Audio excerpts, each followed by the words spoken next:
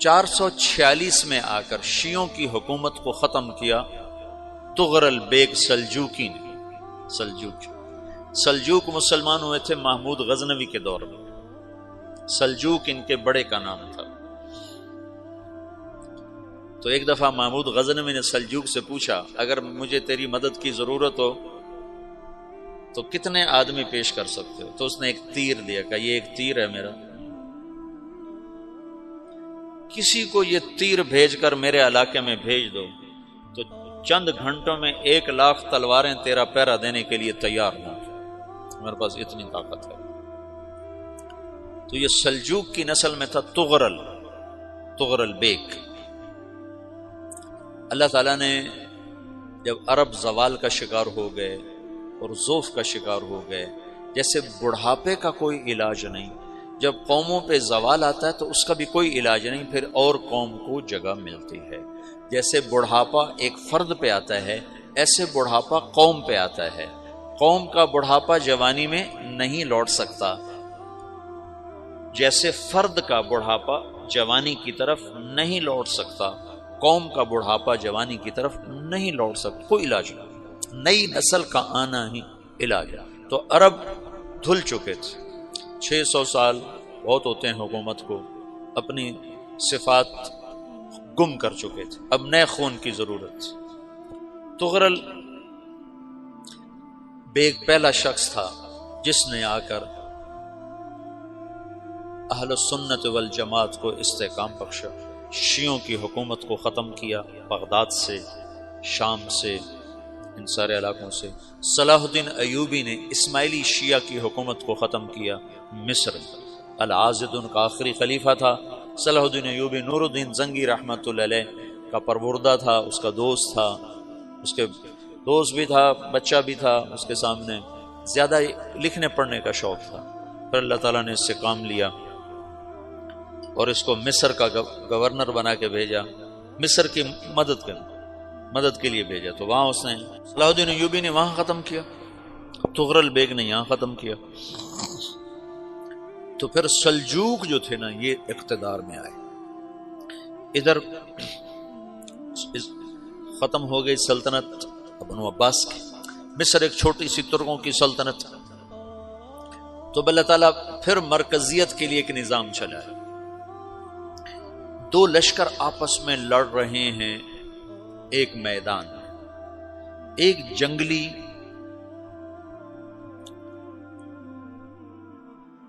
بدوؤں کا قافلہ، جنگل کے لوگ اپنے قبیلے کو لے کر، ایک جنگلی قبیلہ اپنے سردار کے ساتھ نقل مکانی کر رہا ہے ایک جگہ سے دوسری جگہ۔ اللہ کا نظام کہ یہ لوگ چلتے چلتے چلتے اس وادی میں پہنچ گئے جہاں جنگ ہو رہی ہے، دو لشکر آپس میں لڑ رہے ہیں۔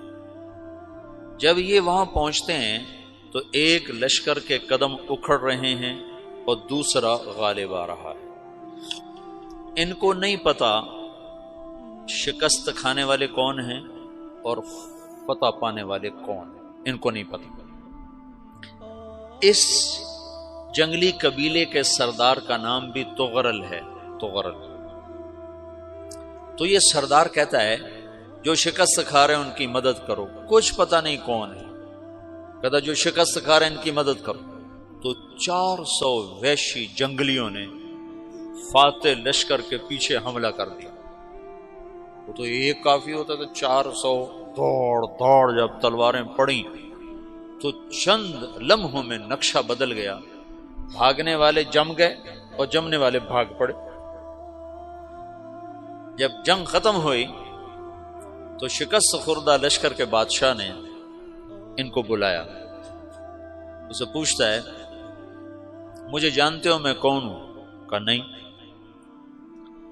کہا تو تم نے میری مدد کیوں کی؟ کہا انسانی ہمدردی کی وجہ سے، تمہیں شکست ہو رہی تھی اس لیے تمہاری مدد کی۔ اور اس نے اپنا تعارف کرایا، میں ہوں سلیمان سلجوکی، ترکی کا بادشاہ۔ مسلمانوں کا لشکر تھا اور تاتاریوں سے شکست کھا رہا تھا، تاتاری فتح پا رہے تھے، مسلمان شکست کھا رہے تھے۔ تو وہ اللہ کی غیبی مدد بن کر آئے، تو وہ اس سے کہتا ہے میرے ساتھ رہنا پسند کرو گے؟ تم نے میرے اوپر احسان کیا ہے، میں اس کا بدلہ دینا چاہتا ہوں، میرے ساتھ رہنا پسند کرو گے؟ کہنے کا کر لوں گا۔ تو اس کو لے کر ترکی آیا، اور استنبول اس وقت روم کی حکومت میں تھا، اسے فتح کیا اس تغرل کے آگے چوتھے پانچویں پڑپوتے محمد فاتح نے۔ تو یہ استنبول ہے، یہ ترکی ہے، بیچ میں ایک چھوٹا سمندر ہے، یہاں ایک جاگیر ہے۔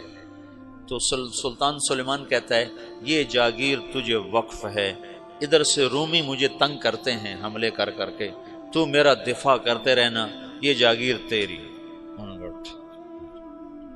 اس جاگیر پہ اس نے اپنے قافلے کو آباد کر دیا، اپنے قبیلے کو، اور ایک چھوٹی سی حکومت بنا لی، جو ایک صوبہ سمجھو، سلمان سلجوقی کا وہ ایک چھوٹا سا صوبہ ہے۔